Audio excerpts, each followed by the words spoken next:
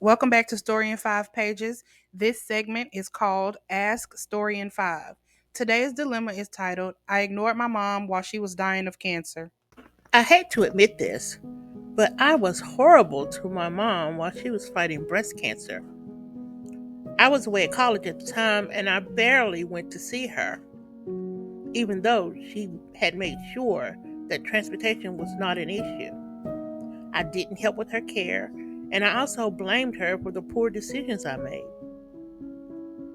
She would beg me to visit her, but I opted to hang out with my friends, getting high and drinking as my means of coping. After nearly a year of my treating her this way, she died. Looking back, I can only imagine the hurt that my mom endured because of my selfish actions. How do I get over this guilt? Thanks for sending in your question. It takes guts to share this story. Unfortunately, this is an example of a time when our actions have permanent consequences. Luckily for you, parents' love is usually unconditional, so she loved you up until the end and still does. The guilt will only harm you because you can't go back and erase the past. You can acknowledge your feelings. Some psychologists suggest maybe writing them down in a journal and burning the pages. You could even try speaking to her, but this is all for your own benefit. I want to say this for you and any others who might be going through a similar situation. When a loved one is suffering with an illness, you might feel like you have to cope, but it's not about you at that moment. While you're coping, just know that they're coping even more.